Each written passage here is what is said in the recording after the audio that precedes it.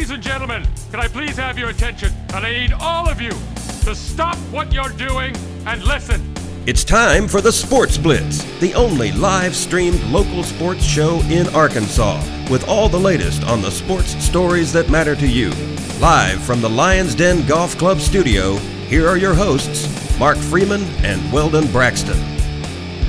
It is Wednesday on the Sports Blitz. Thank you for joining us today. Mark Freeman, Weldon Braxton, Maddie Lassiter inside the Cogswell Motors Studios. Thank you very much for taking this time out of your day to visit with us. We want to talk sports for an hour between 11 and noon every Monday, Wednesday, and Friday, and you are welcome to join us. Call us at 968-NEWS. That's 968-6397.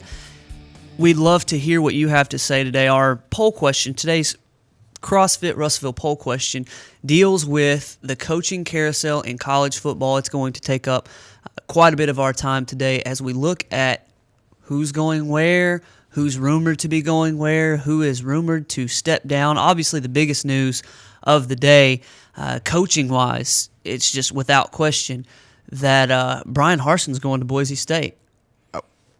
What? Oh, there's another one? There's another one that might possibly happen? Oh, well, we may or may not look at something happening over there in Texas, too. So we've got a lot of stuff to deal with today. The question, though, on the real CrossFit Russellville poll question, if Nick Saban were to leave Alabama for Texas, as is the rumor right now, would that be good for Arkansas? If you think it would be good for Arkansas in college football, then let us know. If you don't, let us know. I've got thoughts on both sides of that, and I'm interested to get to that conversation. But Weldon, like as is always the case, the postseason shuffling of coaches from place to place is always a fun deal. This year could be a bigger one than even normal. Yeah, you look at the possible landscape of college football changing. Anytime you mention old St. Nick possibly moving, you're talking about a seismic shift. We're going to get into the poll question. If Nick Saban were to leave Alabama for Texas, how would that affect the Arkansas Razorback program? But you also mentioned Brian Harsin leaving Jonesboro to go back to Boise State, where he was the offensive coordinator during their glory days. So the Arkansas State job's open. You touched on it. You go Hugh Freeze, you go Gus Malzahn, Brian Harsin, and now a new coach. So what's the hiring mindset now in Jonesboro? If you're looking to hire another coach, are you getting that up-and-coming guy who may leave you after a year or two? Or are you looking at possibly a more established coach but doesn't have as much shine on it? I think that'll be interesting as well. NFL, a lot of things going on too. Power rankings, we will rank our teams. The Seattle Seahawks did lose to the San Francisco 49ers, so we'll show you who's atop our power rankings. And the coaching carousel is going on there too. How about the mess in Washington? Mike Shanahan, Daniel Snyder, RG3, just a huge mess. Houston Texan job, of course, is open, as we know, so we'll look at some more things as well. I wouldn't doubt if Mike Shanahan is the head coach in Houston next year for the Texans. They run the zone scheme offensively. It seems like a decent enough fit for him. He is done in Washington. He's to the point now he doesn't even care. He's just not even trying to put up a fight. He just wants to get paid. Exactly. Get me out of here. So we'll look at those things. Let's start real quickly with our Peters Family Living local sports look. We don't have a whole lot going on with the weather. We've mentioned on Monday things were canceled, things were shut down, things were shifted around. Yesterday there were supposed to be games, but Dover didn't have school, so the only game in the area, Dover-Dardanelle, was canceled because Dover didn't have school. This week, though, you will have the Cyclone Classic. I made the mistake on Monday of saying that it's next week, but it's this week. Thursday night is the opener of the Cyclone Classic here at Russellville High School, and you need to get out and watch these teams play. There's some very, very good talent that will be on display there. The Russellville High School Cyclones will take on Sheridan on Thursday night, and that's the only other game that I know of that takes place on Thursday is Clarksville-Sylvan Hills, and that one's at 5:30. I assume that Russellville-Sheridan will follow that one in the nightcap. So it's at least two good games on Thursday. They'll be there Friday and Saturday as well. So it's going to be a fun tournament. It always is at the Cyclone Classic. Yeah, it is. I mean, the Cyclone Classic, a tradition, in the state of Arkansas, particularly Central Arkansas. We've seen some good teams from various classifications. That's what's neat about the Cyclone Classic. It's not just for 6A, 5A, 4A. You have teams from roughly across the board coming in. So if you are a 4A or a 5A school, you get to come in, see what you got against some 6A competition and what have you.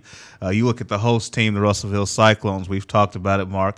They're looking to get things going. Sort of an up and down start early in the year, but I know they'll look to right the ship, and there's not a better chance to do it than right in your home tournament. They always seem to do well in the Cyclone Classic. Now, it's been several years since they've won it, but they've been right there in every tournament I've been to watch the last couple of years, and like you said, they're always competitive. So that's what's going on in basketball right now. In football, you've got one game left as the weather postponed last week's state championships, and the area representative in the 5A is the Morrilton Devil Dogs. They're going to be taking on Batesville this weekend. How do you think that that extra week of preparation helped or hurt Morrilton? Well, it depends on how they handle it. I mean, I know Morrilton's done a great job over there with that program. And, again, it's just about making sure your players balance between rest and preparation. Obviously, you wanted them to use that extra week to prepare themselves more mentally as well as physically keep off their legs. You don't want to go too much. You don't want too much live contact. I'm not sure what they did, but I would imagine they scaled back on the extra contact. And remember, they knew that they were going to have this postponement pretty early in the week, so you had a week of knowing you weren't going to play. I imagine mental reps were taken. I imagine film study was put into play. I expect two teams to play well in Batesville and Morrilton, two good programs. They're going to be well coached. They're going to be well prepared. But you also have time, Mark. If you're a coach and you're sitting in your office, I've certainly been there, you get a little extra time, you start doodling on that board a little bit, and you may come out with a bag of tricks. So that'll be something to look out for the state championship game. Batesville is a perennial power. Morrilton has been here before, but they're not quite the team that everybody expected to get to the 5A state championship game. So we have to take our hat off to Morrilton, who, I watched them the first game of the year against Russellville. You can tell they've got athletes everywhere, and they are very, very good. They've developed, obviously, and now they're in the state championship game with a chance to win it all in the 5A. I guess it was a couple years ago. Did they win it a couple years ago, or did they lose in the championship game? I'm trying to remember. It was like 2005 or 6. Yeah, I think they've been in. I think they've won. I know they played Greenwood a few years ago and lost. I want to say they've won one. Okay. Well, like we said, they've been there before. We'll have to check it out and see if they won the last one. But I remember old Kyle Russell, who came to Tech, and he's now an assistant at Hector. He was a quarterback for one of their really good teams back a couple years ago, and I remember talking about that and following that team. So good luck to Morrilton, the Devil Dogs, trying to bring back a 5A state championship. And I'm looking. I guess they were there against Greenwood, but they did not pull it out. But they have been in the state championship game. Gotcha. All right. Well, again, we're going to get to a whole lot of stuff today. We'll get to the Hogs taking on another Patsy in basketball. We looked on Monday at our top 5. If we had to pick 5 players to close out a game with. Now, I know that there are different circumstances. You have to hit free throws, or you have to get a stop, or whatever it is, and you may put people in differently. But if you just had 5 guys that you could trust to end the game, I thought that was an interesting conversation. We may look back at that here in a little bit. But let's get started just going across the board as far as the wire goes. There are a lot of news stories coming across the sports wire right now. Let's hit it. First off, we didn't mention this on Monday because it hadn't quite been set in stone yet, but there are 6 guys that are getting invites to New York City for the Heisman Trophy ceremony, and I've just got one question. Why? You know who's going to win the Heisman Trophy. I mean, right. Is it a question that Jameis Winston – I mean, he won the Heisman Trophy when they said, we're not going to charge you. Jameis Winston won the Heisman Trophy. So why do you have to invite all these guys? I'm of the opinion that – Jordan Lynch, congratulations. You rushed for 1,800 yards. You are a great quarterback in the MAC. So you're not invited to the Heisman Trophy ceremony. Sorry. You're not going to win it. And just like we didn't invite all the Texas Tech quarterbacks back in the day who put up 47,000 yards and 7 million touchdowns a year, it's just those video game numbers against crappy competition are throwing it every down. It's just not quite computing to me. Mm-hmm. And then I'm trying to think, the BC running back is Andre good. Williams. 2,000 yards, you're getting an invite. Brad pointed out to me the other day that we had the conversation early in the year that Johnny Manziel, he said Johnny Manziel would win the Heisman again. I said Johnny Manziel wouldn't be invited. I don't think he should have been invited. Not that he didn't put up good numbers. He put up better numbers than last year, really. But the fact that there was no way he was going to win the Heisman Trophy, to me, you might as well just not even invite the guy. I'm of the opinion that they probably should have invited 4.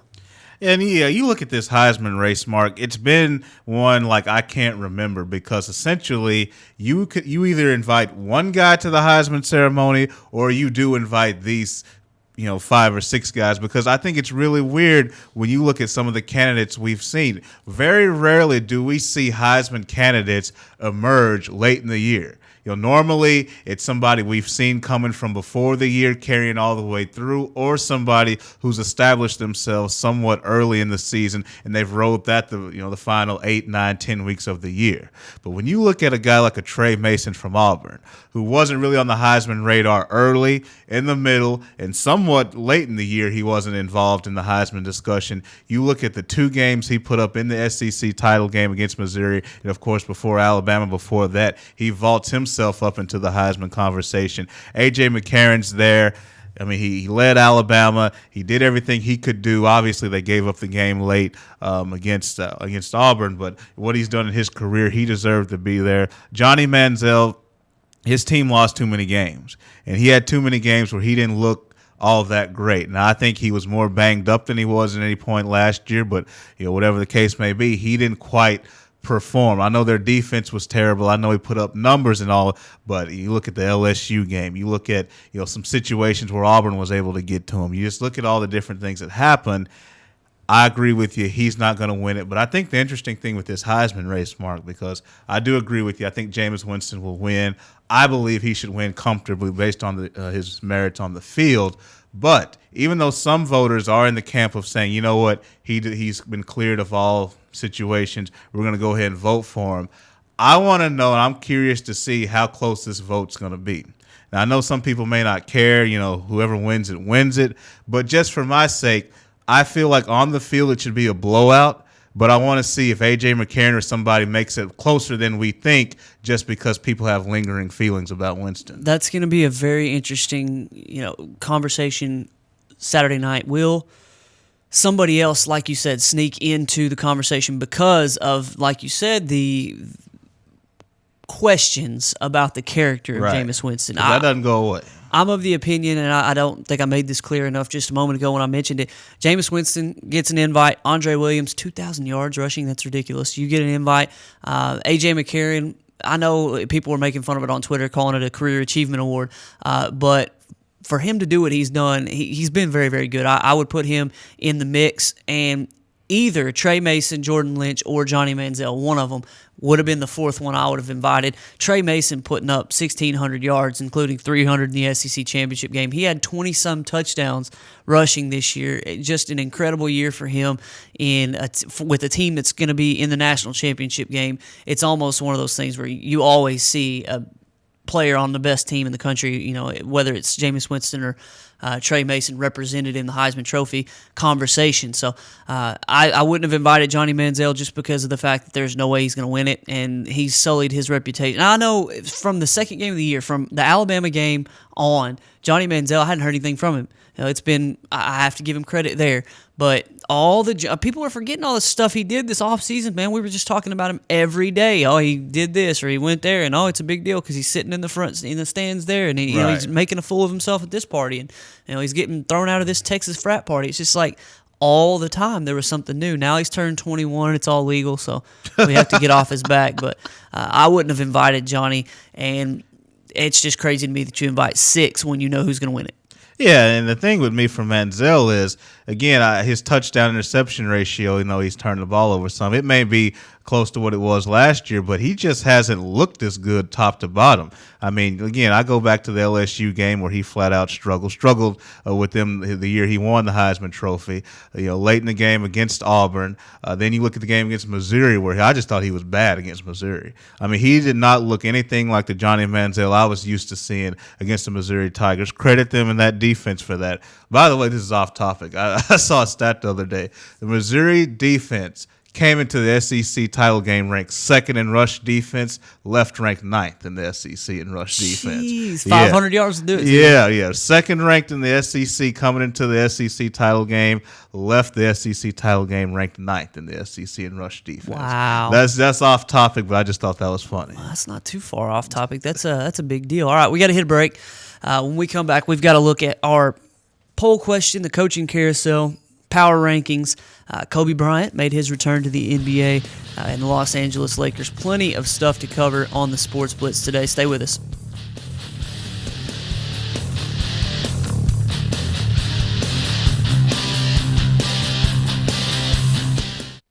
RiverValleyLeader.com is the #1 local source for instant news in the River Valley, offering HD video and live streaming along with top-notch coverage of all the news and events around the area. The River Valley Leader is the only place to go for all the information you need. Check out the newest local business featured on the site, as well as police news and coverage from important meetings, along with the personal stories, all at one convenient click. Check out RiverValleyLeader.com. Hi folks, Richard Roberts with Cogswell Motors in Russellville. You know, we've been in business since 1949. A dealership doesn't stay in business that long under the same ownership unless you're doing something right, and that's taking care of customers. We have the largest selection of new Ford, Lincoln, Mazda, and pre-owned vehicles in the River Valley. So if you want the most for your trade, the best interest rate on financing, and the best price on a new or pre-owned automobile, come to Russellville and see us. We're at 1900 East Main, or visit us on the web at cogswellmotors.com. If you didn't count on KARK4 today this morning, here's what you missed. Updated news. Police continue searching for suspects after a home intrusion overnight. Developing stories. There's another piece of presidential history turning up here in Arkansas. And weather and traffic on the force. Friday night, Saturday morning will bring us our next chance rain. Every 10 minutes. Around the clock. Making your day easier. So rise and shine and count on. Count on. Count on. KRK4 today. Over 69 years of treating you like family, Peters Service. That is their promise to their customers. Financing on furniture and appliances and a 30-day money-back guarantee. For a friendly, no-pressure atmosphere, visit Peters Family Living today at 201 North Arkansas Avenue, Russellville. Online at petersfamilyliving.com or call 479-968-2929.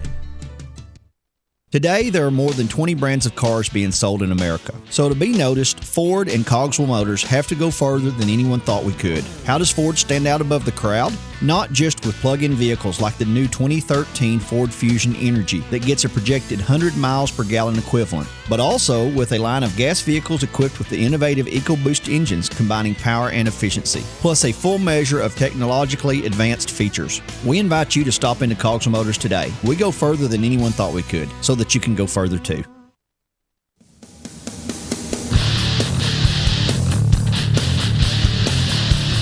Welcome in to continued talk on the Sports Blitz. Thank you for joining us today. Mark Freeman, Weldon, Braxton, Maddie Lassiter in the studio.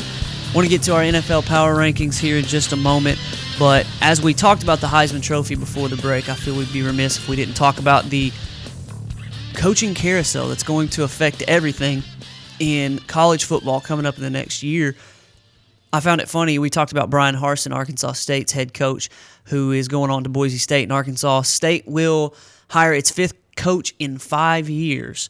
As Steve Roberts went on, then Hugh Freeze went to Ole Miss, Gus Malzahn goes to Auburn, Brian Harsin now to Boise State, and the fifth guy is going to come in. How they'll make that decision on who they'll hire is, it's up to debate. We'll see how they.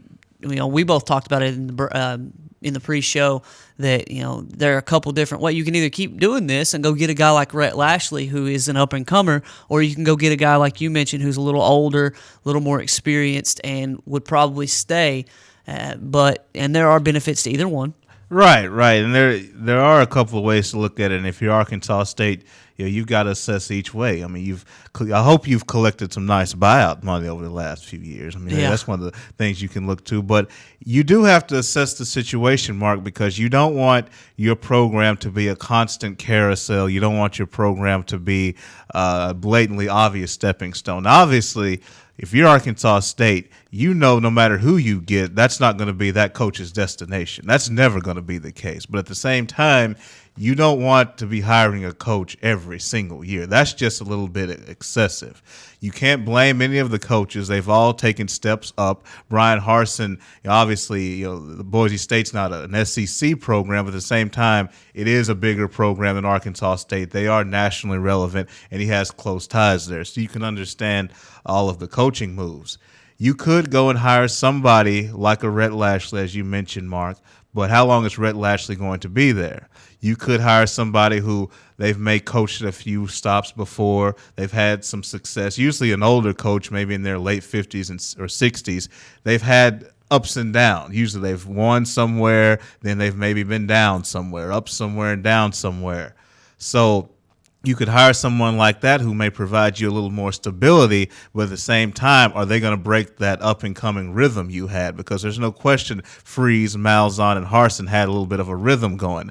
Now, Harsin's record wasn't the greatest, but at the same time, Freeze and Malzahn, the kids they coached, had to cycle through. So eventually, you're going to get a young team anyway. Yeah. And Harsin still won his share of games. Consider they played big-time non-conference opponents. So that's always still won the conference. Yeah, still won the conference. So I think that's what you have to look at, Mark.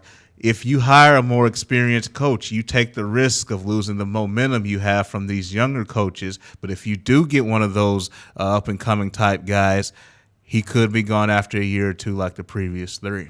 Yeah, that's kind of where I would probably try to go meet in the middle. I don't want to get an old guy, 60 some odd years. I don't want to go get a Bill Snyder, but I don't necessarily want another Rhett Lashley or a Rhett Lashley type coming in, because he is an up and coming name, and he will be somewhere sooner rather than later as a head coach. He was at the Broyles Award as a finalist yesterday, and the defensive coordinator from Michigan State, Narduzzi, that's his name, won the Broyles Award yesterday. Congratulations to him. Congratulations to Lashley for being nominated as a finalist. So that's a big deal for them. But as I saw yesterday a tweet, or I guess it was this morning, that Arkansas State's now hiring a coach because Lane Kiffin got fired. Because you look at the carousel that took place once Lane Kiffin was out at USC, you had somebody needed to come in and take that job, right? You had to. Was it going to be Sarkisian? Was it going to be any number of different people? And Washington, Steve Sarkisian takes the job. Well, then somebody's got to go to Washington, and now Chris Peterson, who we all thought was going to stay at Boise forever, takes the Washington job. Well, now somebody's got to go to Boise, and now Brian Harsin is now in Boise State at Boise State because really in a roundabout way because Lane Kiffin left. And I'm speaking for Arkansas State when I say this. This carousel, Mark, will not be a complete circle because Lane Kiffin will not be the coach at Arkansas State. I'm speaking for ASU. I'm going to represent them here for a second because this carousel, as you mentioned, it has gone nearly full circle. ASU saying it has not gone full circle because they are not bringing the likes of Lane Kiffin to Arkansas. Of course, he has Arkansas ties. His father, former coach at Arkansas, but Lane will not be at ASU. At least I don't believe he will. No, I hope he's not. I saw an interesting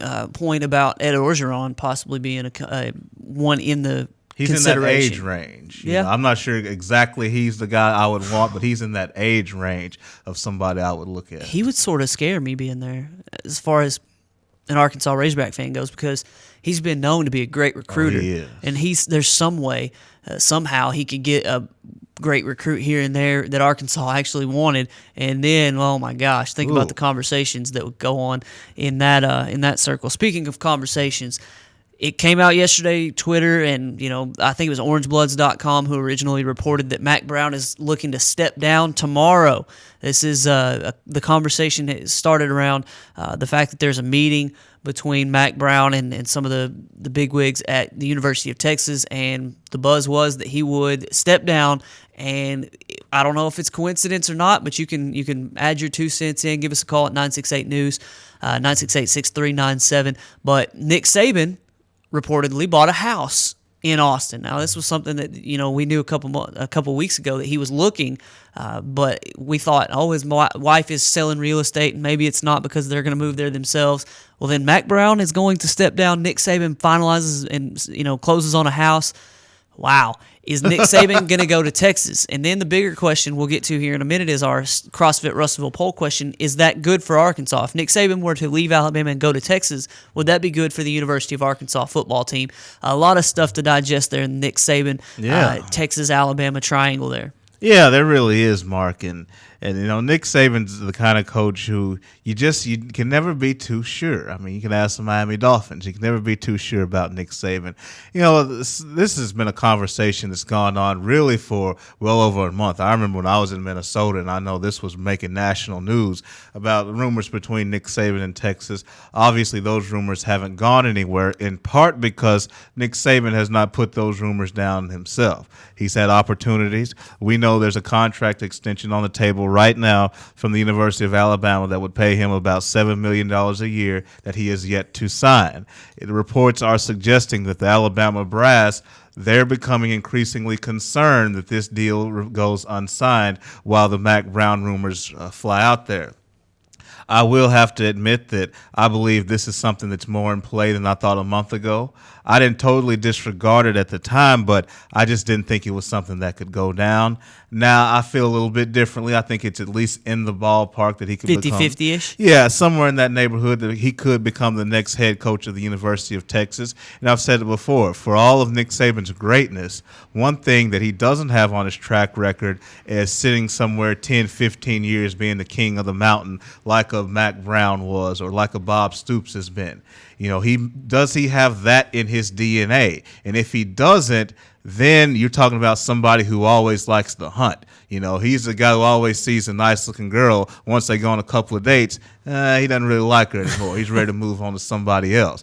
Not saying that's a bad thing, but you look at when he came from Michigan State to LSU. I told you before the show, I thought he only scratched the surface in terms of what he could do at LSU. I mean, I think he could have had that program rolling at least as well as what he has Alabama right now. He's got Alabama winning 3 out of the last 4 national championships. Obviously, he has built Alabama.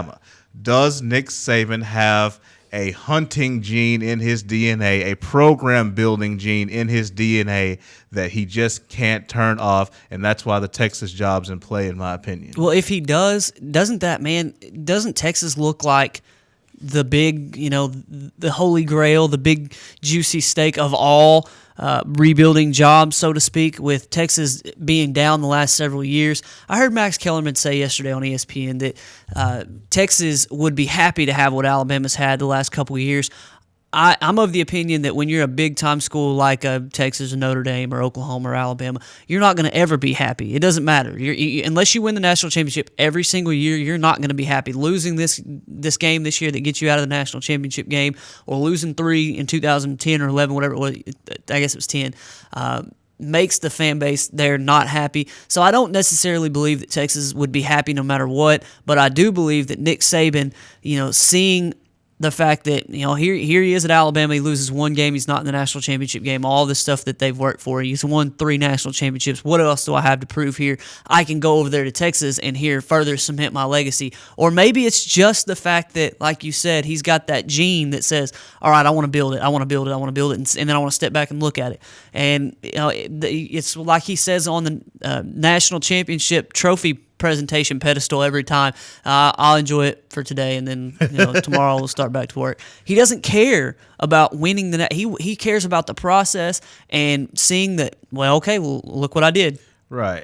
And you look at, there's a different mindset when you're pursuing something and when you're trying to maintain something. Totally 2 different sensations within the human spirit. I mean, that, we got to get this recruit. We got here, we went 6-6 this first year. We got to do this. We got to add players. We got to make our program better and better and better. And there's that internal drive that you have when you're building and pursuing something. Totally different sensation when you're trying to maintain something, such as the pursuit of a 3rd national title, which is what he went through this year. It's not that it's bad or anything, but it just doesn't give you the same feeling when you're like, oh, we went 11-1 this year. We were supposed to go undefeated and win it all. We'll try again next year. It's a different feeling. And a lot of coaches would tell that feeling, go away, go away feeling. I'm making a lot of money. I'm at Alabama. Forget that. I'm staying here. But Nick may be enough of an itch for him to scratch. We got to hit a break. We got to look at our poll question, our CrossFit Russellville poll question after this. Would Nick Saban going to Texas from Alabama be a good thing for the University of Arkansas? Got a couple of your thoughts. We'll give you ours as well as our power rankings and much more after the break. I found a tweet here. You were just mentioning how much money Arkansas State has made from buyouts in the past 3 years. Once Arkansas gets the $1.75 from Boise for Harsin, they'll have made $2.675 million in 3 years from buyouts alone. So that's gonna. They said the tweet here from Troy Schulte from the Arkansas Democrat Gazette said that'll help any AD. So he's gonna have a job on his hands trying to find a new head coach, but he's got $2.675 million to play with there to get it done. We'll give you our answers to the CrossFit Russellville poll question right after this break.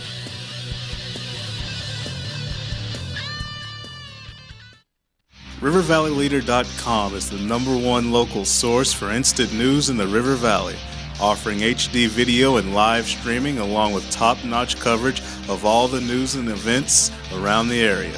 The River Valley Leader is the only place to go for all the information you need. Check out the newest local business featured on the site, as well as police news and coverage from important meetings, along with the personal stories, all at one convenient click. Check out RiverValleyLeader.com. Hi folks, Richard Roberts with Cogswell Motors in Russellville. You know, we've been in business since 1949. A dealership doesn't stay in business that long under the same ownership unless you're doing something right, and that's taking care of customers. We have the largest selection of new Ford, Lincoln, Mazda, and pre-owned vehicles in the River Valley. So if you want the most for your trade, the best interest rate on financing, and the best price on a new or pre-owned automobile, come to Russellville and see us. We're at 1900 East Main, or visit us on the web at cogswellmotors.com. If you didn't count on KARK4 today this morning, Here's what you missed. updated news, Police continue searching for suspects after a home intrusion overnight. developing stories, There's another piece of presidential history turning up here in Arkansas. and weather and traffic on the force. Friday night, Saturday morning will bring us our next chance of rain. Every 10 minutes. Around the clock. Making your day easier. So rise and shine and count on. Count on. KRK4 today.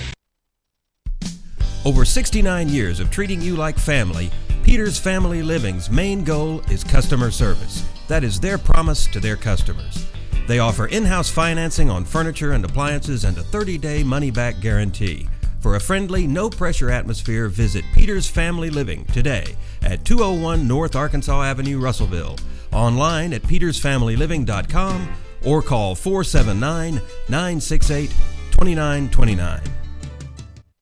Today, there are more than 20 brands of cars being sold in America. So to be noticed, Ford and Cogswell Motors have to go further than anyone thought we could. How does Ford stand out above the crowd? Not just with plug-in vehicles like the new 2013 Ford Fusion Energy that gets a projected 100 miles per gallon equivalent, but also with a line of gas vehicles equipped with the innovative EcoBoost engines combining power and efficiency, plus a full measure of technologically advanced features. We invite you to stop into Cogswell Motors today. We go further than anyone thought we could, so that you can go further too.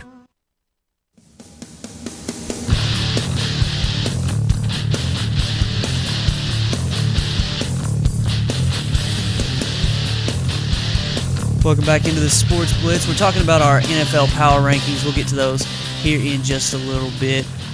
But before we do, I just lost my train of thought completely. Poll question, yes. We had to deal with our CrossFit Russellville poll question of the day. If Nick Saban were to go to Texas from Alabama, would that help or hurt the University of Arkansas? Asked your thoughts. Landon Crouch said absolutely it would be good. Not having to play the best coach in the country every year, whom we haven't beaten in a long time, would definitely help us out a bit. Perhaps Alabama's Harbor commit, that's Josh Frazier, defensive lineman, would switch to Arkansas. He was rumored to be an Arkansas guy. Maybe a guy like Alti Tenpenny would say, all right, well, I was down to Arkansas, Alabama, and now Nick Saban's gone. Things aren't going to quite be the same. Maybe I'll transfer to Arkansas. That was a rumor a couple weeks ago anyway. So maybe it would help Arkansas in that aspect. Chad Moorhead said the only way it could be good for Arkansas is if Alabama got John L. Smith or Houston Nutt as their next coach. And even Bama is smarter than that. He said Arkansas needs to worry about their own team. Brett Bielema must learn the SEC way of play. That stuff he played at Wisconsin is not going to do him one bit of good here, so let's worry about our own coach, Arkansas, and stop wondering how other schools will or won't help you. Your thoughts, Weldon, on whether or not Nick Saban going to Alabama for Texas would be a good thing for Arkansas? Well, first of all, apparently Alabama must be smart at doing some things. They've had a successful program. Yeah, 3 out of the last 4 national champions. Yeah, so I wouldn't quite go knocking on the Crimson Tide. But here's the way I look at it, and let me preface my comments by saying I do believe that Arkansas needs to primarily help themselves and do things to put themselves in position. But for the sake of this conversation, let's go ahead and talk about if it'll help or hurt. I'm of the opinion that it can do nothing but help. I don't think it necessarily hurts. The reason I believe it'll help is because Nick Saban, as one of the comments alluded to, he is the best coach in the country as far as I'm concerned. And him being at Alabama, the way things are going right now, is in essence a guaranteed loss every year. You can just, when you look at the Arkansas schedule and we throw out the 9-3s, the 10-2s, the 7-5s of the world, one of those losses is just Alabama. That's just the way it's looking if the trend continues. So almost anybody, and I'm sure a very good coach would get the Alabama job, but just something different couldn't be any worse for Arkansas than it is now. You look at Nick Saban in Texas. Now, I know you pointed out, I don't want to take your point, but I know that if he were in the state of Texas, obviously the way he can recruit, that would really be something because Arkansas recruits the state of Texas. It'd be more difficult for Arkansas. And what I say to that is the way Arkansas has recruited Texas in recent years, unless Brett Bielema does something to change it, which I don't know if he will, Arkansas and Texas, I'm sorry, they don't compete for the same recruits in the state of Texas. They just don't. Most of the time when Arkansas gets a Texas commit, you see the check mark by Arkansas, and you know what I'm about to say. You see the schools they beat out, SMU, Rice, Houston, and maybe Baylor and Texas Tech if we get really fancy with it. Maybe we'll beat those 2 teams out for a 3-star Texas player. I'm sorry, that's just the way it's been. So we talk about Texas like it's a recruiting hotbed, and I would love for it to be, but based on the footing we have in Texas right now, I don't see Nick Saban's presence there being that much of a hindrance at all. So the way I look at it, Nick Saban would be out of the SEC. He'd be in another conference. Somebody else would be at Alabama, Mark, and I'll make this last point. The Alabama job is not the easiest job in the world. Yes, there's a lot of in-state talent, but it's not a huge state in terms of population. Now, the talent relative to that population is high, but the population itself isn't so high to where you can sustain a program just with the state of Alabama like an LSU could within the state of Louisiana. Look at what Nick Saban's done in recruiting. Yeah, he recruits Alabama, but he recruits Florida well throughout the South and throughout the country because that's what he has to do to build a roster as talented as he has, which my point is the next coach at Alabama had better be a dynamic recruiter or that program will take a slide. And that's what's been the case in the past. Alabama hasn't always been there That's atop right. the country in football every year because there have been some guys who have let the recruiting slide, but on the flip side, that is a national, recruiting base. They can basically recruit anywhere, and we're the University of Alabama. Now that Nick Saban, if he were to go, they could still say we've won 3 out of the last 4 national championships. Or at the state of Alabama, if Auburn wins, has won 5 national championships in a row. There's something different about the state of Alabama. Come play here. I'm not trying to recruit for them, but I can see the positives as far as getting him out of the state or out of the conference. And, you don't have to face them every year. That's always going to be a positive. But like he said, unless Alabama goes out and hires a John L. Smith, like one of our Chad, our commenter, had alluded to, Alabama's going to have a pretty good coach. I can see both sides of this, so I want to give you the devil's advocate place because, as Weldon pointed out, it is good for Arkansas to have Nick Saban out of the SEC. And the fact is, if he's at Texas, they're going to get the 25 best players that they want, pretty much, from the country. So they can only take so many from Texas and from Arkansas's recruiting base. They may, if you look at the map, they may take more from here. Excuse me. And, from over here, and Arkansas may be able to get a few more out of the Alabama, Louisiana, Mississippi, Georgia area. But at the end of the day, having Nick Saban in Texas, it can also help Arkansas in another way. I heard somebody point this out yesterday that if Nick Saban's at Texas, they're getting better players, and Texas A&M's not necessarily having the pick of the litter like they have the last few years, and maybe Arkansas is able to benefit by Texas A&M going down a notch in the same division. So it may help two different ways in the same division. Knock Alabama down a little bit, knocks Texas A&M down a little bit.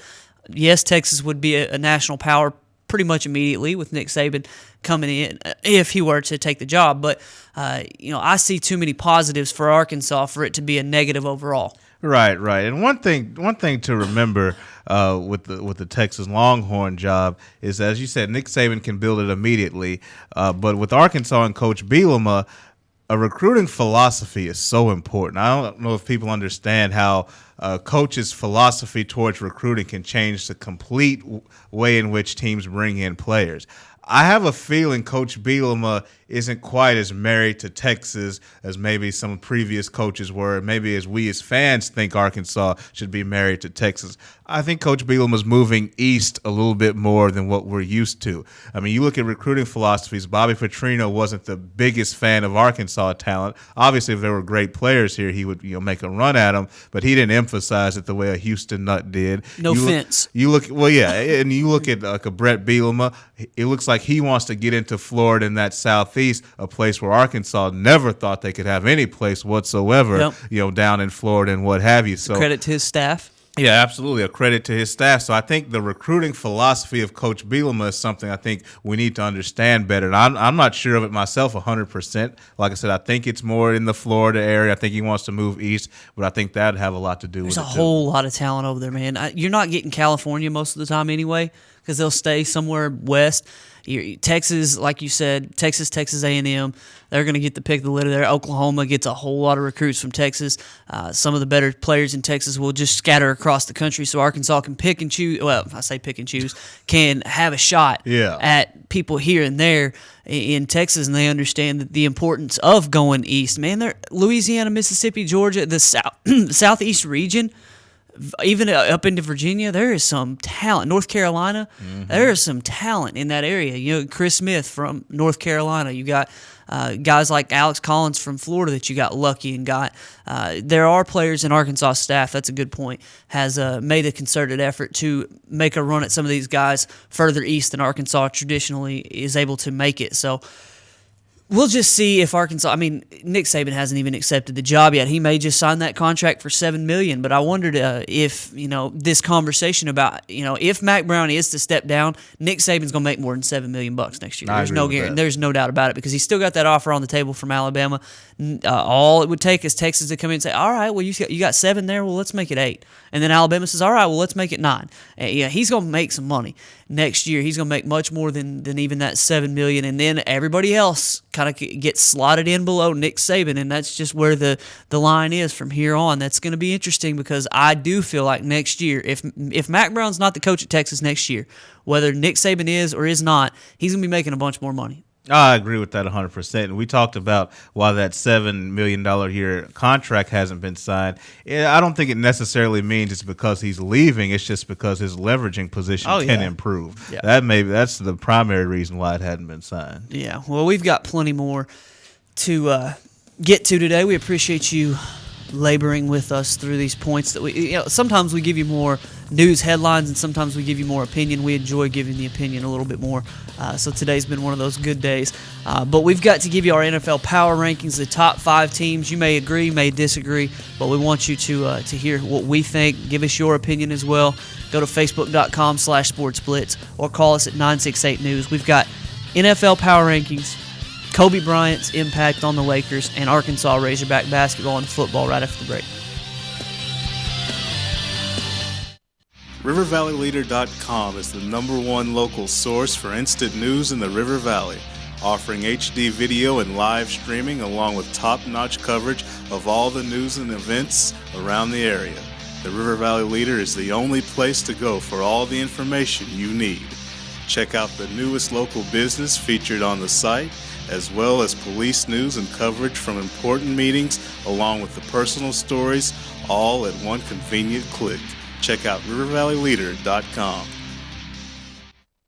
Hi folks, Richard Roberts with Cogswell Motors in Russellville. You know, we've been in business since 1949. A dealership doesn't stay in business that long under the same ownership unless you're doing something right, and that's taking care of customers. We have the largest selection of new Ford, Lincoln, Mazda, and pre-owned vehicles in the River Valley. So if you want the most for your trade, the best interest rate on financing, and the best price on a new or pre-owned automobile, come to Russellville and see us. We're at 1900 East Main, or visit us on the web at cogswellmotors.com. If you didn't count on KARK4 today this morning, Here's what you missed. updated news, Police continue searching for suspects after a home intrusion overnight. developing stories, There's another piece of presidential history turning up here in Arkansas. and weather and traffic on the force. Friday night, Saturday morning will bring us our next chance rain. Every 10 minutes. Around the clock. Making your day easier. So rise and shine and count on. Count on. Count on KRK4 today. Over 69 years of treating you like family, Peters Family Living's main goal is customer service. That is their promise to their customers. They offer in-house financing on furniture and appliances and a 30-day money-back guarantee. For a friendly, no-pressure atmosphere, visit Peters Family Living today at 201 North Arkansas Avenue, Russellville. Online at petersfamilyliving.com or call 479-968-2929. Today, there are more than 20 brands of cars being sold in America. So to be noticed, Ford and Cogswell Motors have to go further than anyone thought we could. How does Ford stand out above the crowd? Not just with plug-in vehicles like the new 2013 Ford Fusion Energy that gets a projected 100 miles per gallon equivalent, but also with a line of gas vehicles equipped with the innovative EcoBoost engines combining power and efficiency, plus a full measure of technologically advanced features. We invite you to stop into Cogswell Motors today. We go further than anyone thought we could, so that you can go further too.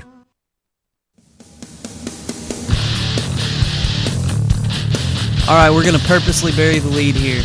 We're journalists, so we can get away with it once in a while.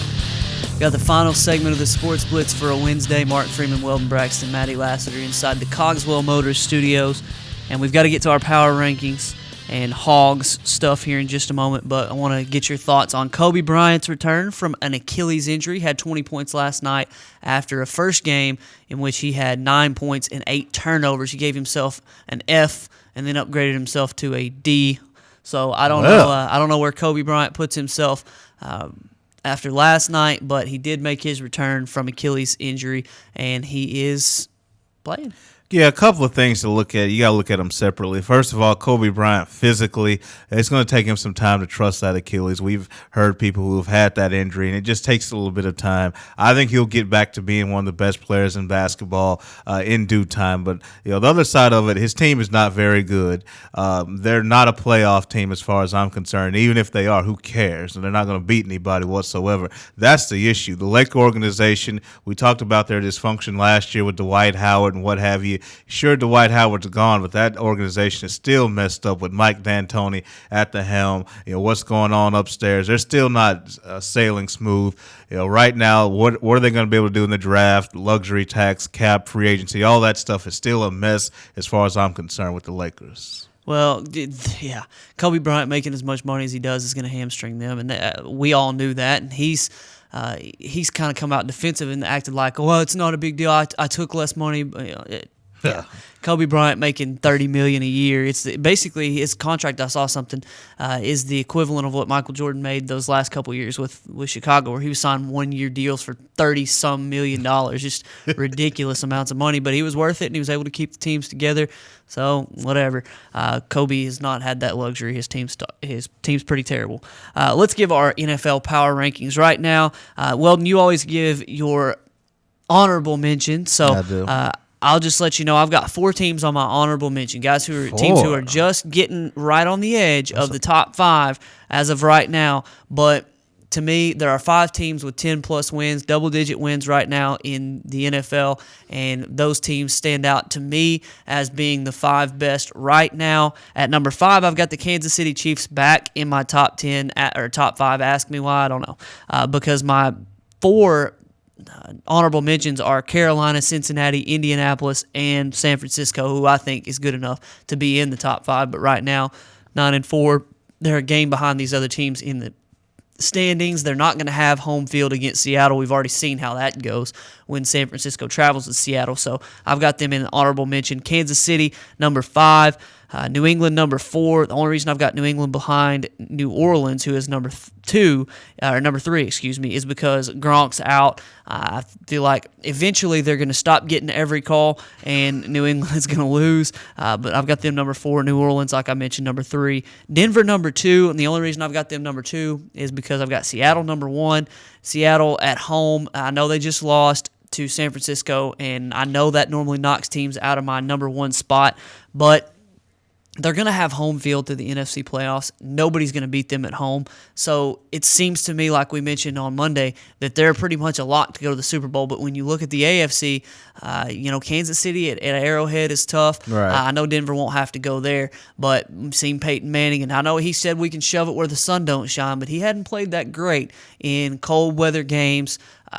For whatever reason, with the weather, the wind, the temperature down below 32, he's just struggled in several of those games. I know he's had decent games too, so I don't want to hate on Peyton Manning too much. He's my favorite NFL player ever, but I've got a little less faith in Denver than I do Seattle as far as getting to the Super Bowl. Excellent set of power rankings, Mark. Excellent. In fact, you've convinced me to add an honorable mention team. I now have 3. My third honorable mention team is the Kansas City Chiefs. I wasn't even going to mention them, but they did get back on track. They beat the pitiful Washington Redskins, but they are back on track, got them third. I got to give some love to the Philadelphia Eagles because they've won 5 in a row. Nick Foles is one of the hottest quarterbacks in the game. LaShawn McCoy's run the ball. That defense isn't great, but they seem opportunistic. They keep making things happen. Chip Kelly's figuring out how to coach in the NFL. I've seen subtle changes to his offense. And, of course, they're in the division with the best defense in the league, the Dallas Cowboys. So I'm going to start calling them the Alice Cowboys the rest of the year. No D. Yeah.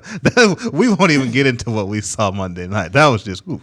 Anyway, my final honorable mention team, San Francisco 49ers. And I give them, and look, I look at it like the stock market because I know people are saying, well, you had the 49ers in your power rankings the last couple of weeks. They beat the best team in football. Why would you take them out? Because I was telling people to buy the 49ers as they were rising up. Now I'm going to tell you to sell the 49ers when they're high. Here's why.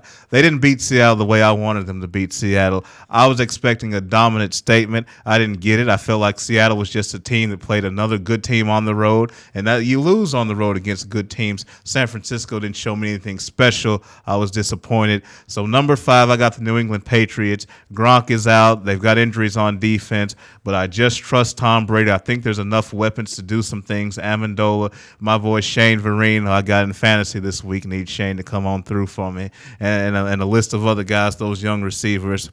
I think they'll be there. Number 4, this is a team I think can be one of the top teams in all of football when they're getting good quarterback play because they have an elite defense, a very good running game, they have a good receiving core. That's the Cincinnati Bengals. Andy Dalton was a little bit up and down during the middle part of the year, and that kind of caused Cincinnati. But when he is on, they have all the ingredients. Number 3, I got the New Orleans Saints. They're back on track after a win against their division rival Carolina Panthers. Number 2, I agree with you. I've got the Denver Broncos. Would have moved them to number 1 after their victory, but no Wes Welker looks like for their upcoming game. He's had his second concussion in the last three or 4 weeks, so he's out. Got to put them number 2. Seattle, again, they played a tough team on the road. They lost a close one. No need to knock them. I still have the Seahawks number 1. I'm sort of with you right there. Seattle is they're scary, man. Somebody's gonna have to beat them in Seattle through the NFC playoffs, and then they'll go to the if they make the Super Bowl, they'll play in what's looking like it's gonna be a blizzard if you believe the Farmer's Almanac, and why wouldn't you believe the Farmer's Almanac? Hey, why wouldn't you use the Farmer's Almanac? That's what I'm trying. Why would you not use it? Oh Lord, we'll see if anybody can beat Seattle. Of course, they are outside of that home stadium, that 13th, man. They got 12 and 13. Outside of that stadium, they're a completely different team, but they've been very good with the defense and the offense. Be interesting to see if they can replace, was it Browner that's out? What's the guy's name? Brandon Browner that's out at cornerback. We'll see if Seattle can survive without him. Let's look over there at Arkansas Razorback basketball. They're taking on Savannah State tonight. We mentioned Monday. They got a big win, 74-68 over Clemson. Weldon, I hope that the wins are in the early season, going to Maui and playing some of these better teams, the SMUs and Cals and Gonzaga and Minnesota's of the world, Clemson, will help Arkansas because coming down the stretch before the conference slate starts, they're playing nobody. Not whatsoever. I mean, really, you're talking about people Arkansas Tech would be able to beat. I mean, the Arkansas is not playing anybody. You obviously want your confidence to get up. You want to be able to work on things. We know how Coach Anderson likes to play around with lineups. I expect to see some more of that because he'll have a little more leeway to do so.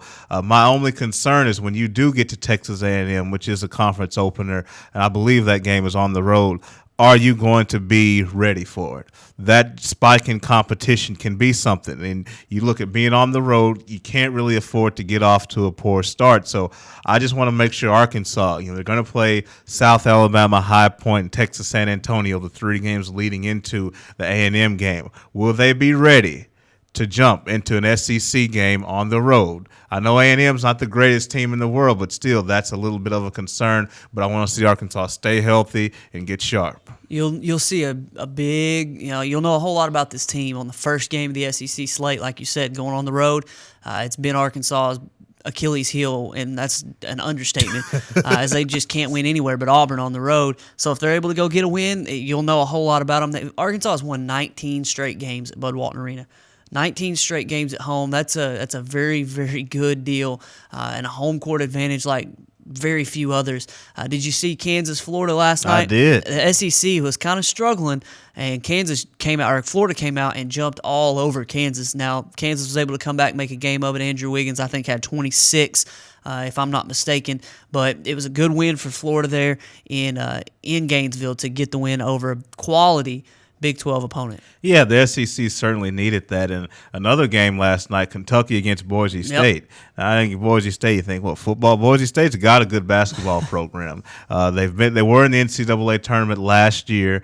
They've got some Australian guys. They've got an international flavor. You already know the type of basketball you're getting when you have those kind of guys. You know you're going to get great passing, great screening, great cutting, high basketball IQ, and that's what Boise State brought to the table. And that's the type of team, Mark, even though athletically they're not even in Kentucky's neighborhood, they're the kind of team that can make a young team have to guard screens and guard different types of actions, which they don't like to do. And then on the other end, they're that kind of defense that'll pack the paint, pretty much play a zone that kind of looks like a man-to-man, make those young athletes have to take jump shots. Typically, Kentucky struggled in those kind of games. I was glad for the SEC's sake to see them actually perform well and shut down a great Boise State offense. Yeah, I was watching a little bit of that. I'm not the biggest fan of the Harrison twins from Kentucky. Yeah, one of them's all right. One of them seems to just cry a lot. I don't remember. I don't know which is which. I can't make the Andrew's distinction. the point guard. He's the high-rated point guard. He's the one who cries a lot. I'm pretty sure. Yeah. The other one guards folks, and he's all right. I like Young. He's got a smooth shot.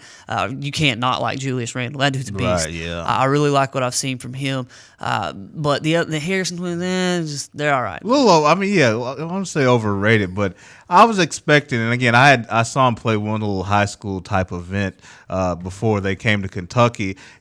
I heard Andrew Harrison being talked up kind of like the next Derrick Rose type point guard, John Wall.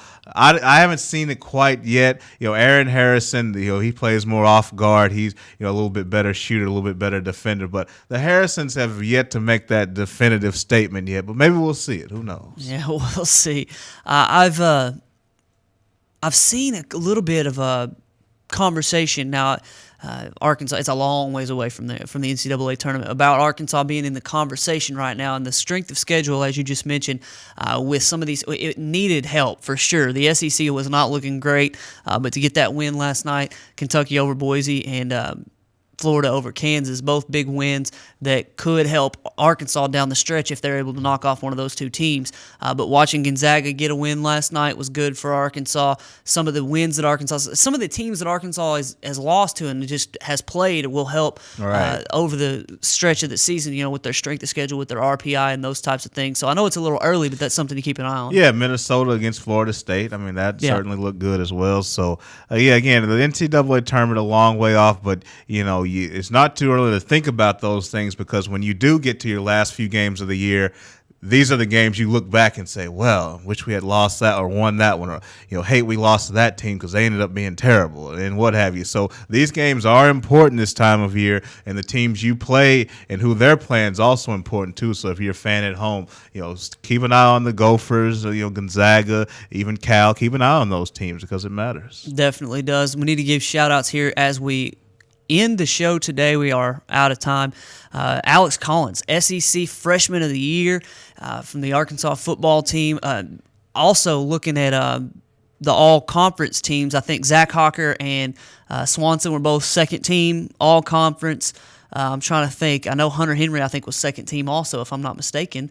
Maybe it was just all freshman team. I hate to say that and not have it in front of me, but we know Alex Collins was named SEC Freshman of the Year, and we know that Travis Swanson is one of 6 finalists for the Remington Trophy, so a big congratulations to them. Yeah, big deal with that. Travis Swanson not on the first team All-SEC. I know a lot of people thought he would. Coach Bielema, obviously he's biased, but he came out and said he's the greatest center he's ever coached, and of course he coached Travis Frederick, who's now the starter for the Dallas Cowboys, and a slew of other offensive linemen. So thought Swanson may get a first team nod. He didn't, but as you said, Mark, he is up for the Remington Award. And I found a little something here. The defensive ends Chris Smith and Trey Flowers earned second team all-conference from the coaches as well. So a lot of players in a bad season who have become at least somewhat recognized for their efforts throughout the season, so we have to take our hat off to them as well. And one bit of news here that I didn't pass along earlier. I just saw an email from Coach Shane Thurman, the Pottsville High School basketball coach. The Apaches fell 76-73 to Maumelle. That's a big deal because they struggled with Maumelle last year, didn't know how they would compete with Maumelle coming down into a new season with a new cast of characters, new basically a new post players all together in there for Pottsville. Good guard play. Travis Cole and Michael Perry, 27 points apiece for the Apaches, but I think that's good news coming down the stretch as they traveled to Maumelle and they were able to stick within 3. Looking here at the scores, they fought their way back from an early deficit, tied it after 3 quarters, and they were just 3 points short there in the 4th quarter. Coach Thurman said he's very proud of how our guys competed through the game. We had our chances to pull it out. We have to improve in 3 critical areas: rebounding, defense, and decision-making. We'll see if they'll do that. We'll see if the Hogs will make good decisions tonight against Savannah State, which they could probably do blindfolded and left-handed. But they're going to go ahead and beat a Patsy again tonight, and we'll see how much they beat them by. And by Friday, we hope to have more news on plenty of other things, including the coaching search at Arkansas State, the coaching carousel, whether or not Nick Saban's going to go to Texas, whether or not there'll even be an opening at Texas. Plenty of stuff that we'll be able to hit on Friday. We appreciate you joining us. For Weldon, Braxton, and Maddie Lassiter, I'm Mark Freeman saying so long. We'll see you at 11 o'clock on Friday at rivervalleyleader.com.